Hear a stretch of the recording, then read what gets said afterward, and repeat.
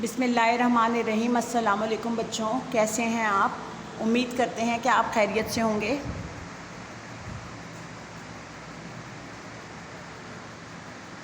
Assignment number 9, second unit, class 3, subject Sindhi, day 5। बच्चों, third period subject Sindhi में आपको इस असाइनमेंट में आपको लफ्ज़ दिए जा रहे हैं। पहला लफ्ज़ है सुबह, दूसरा लफ्ज़ है हल्को, तीसरा लफ्ज़ है वडो, चौथा लफ्ज़ है डिनन और पांचवा लफ्ज़ है सुर।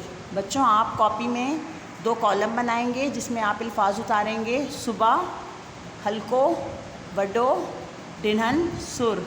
सुबह के मायने सुबह, हल्को के मायने हैं हल्का या लाइट और वडो के मायने हैं बड़ा, डिनन के मायने हैं दिन और सुर के मायने हैं ख़िज़ां। बच्चों, इसके आपको लफ्ज़ बनाने के लिए इस असाइनमेंट में दिए जा रहे हैं। अब नेक्स्ट असाइनमेंट में आपको दिया जा रहा है सिमतन जा नाला। इस असाइनमेंट में आपको नेक्स्ट जो वर्क दिया जा रहा है, आप कॉपी में कॉलम बनाएंगे सिंधी का और उर्दू का। इस तरह ऊपर लिखेंगे, हेडिंग डालेंगे ब्लू कलर से सिमतन जा नाला और फिर सिंधी उर्दू के 2 कॉलम बनाएंगे।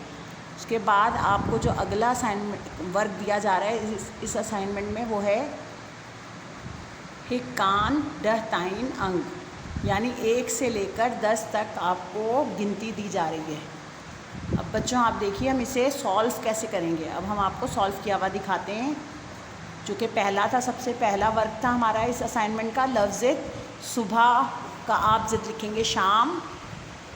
आप 2 कॉलम बनाइएगा बच्चों, ब्लू कलर से लफ्ज़ की और ज़िद की हेडिंग डालिएगा। पहला लफ्ज़ है हमारे पास सुबह, उसका ज़िद है शाम। दूसरा लफ्ज़ है हल्को, उसका ज़िद है गैरो। तीसरा लफ्ज़ है वडो यानी कि बड़ा, उसका ज़िद है नंदो यानी कि छोटा। चौथा लफ्ज़ है डिनन यानी कि दिन, उसका ज़िद है रात।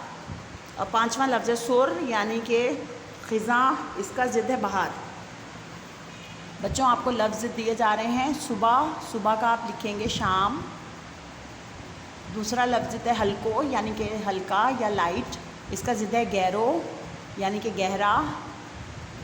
तीसरा लफ्ज़ आपको दिया जा रहा है वडो यानी कि बड़ा, इसका ज़िद है नंदो यानी कि छोटा। चौथा लफ्ज़ है डिनन, इसका ज़िद है रात यानी कि दिन और रात। और पांचवा लफ्ज़ है सुर यानी कि ख़िज़ां, इसका ज़िद है बहार। बच्चों, ये आपको लफ्ज़ दिए जा रहे हैं। कॉपी में साफ़ सुथरे अच्छी राइटिंग से उतारिएगा।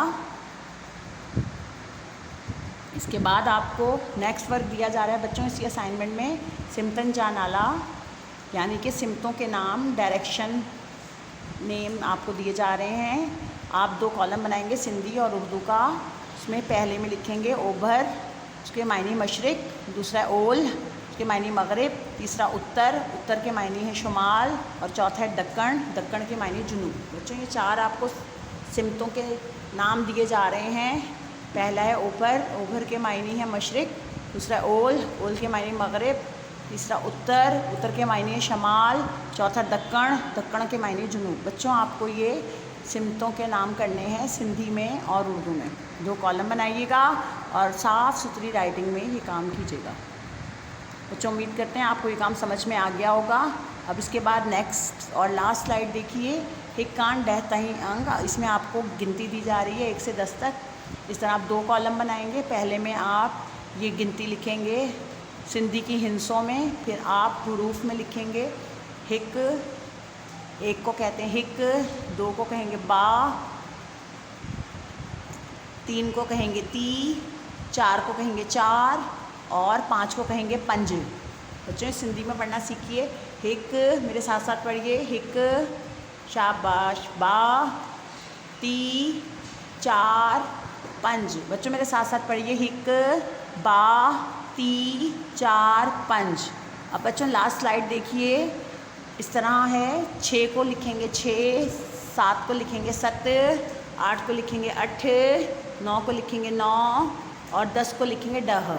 बच्चों देखें, मेरे साथ साथ पढ़िए। 6, 7, 8, 9, 10। 6, 7, 8, 9, 10। बच्चों, इस तरह काम साफ़ सुथरा कॉपी में उतारिएगा, राइटिंग अच्छी कीजिएगा और नुक्तों शोशों का ख्याल रखिएगा। उम्मीद करते हैं आपको ये असाइनमेंट समझ में आ गया होगा और आप ग्रामर के हिस्से में ये काम कीजिएगा, क्योंकि ये ग्रामर का काम है, सिंधी क़वाइद का काम है।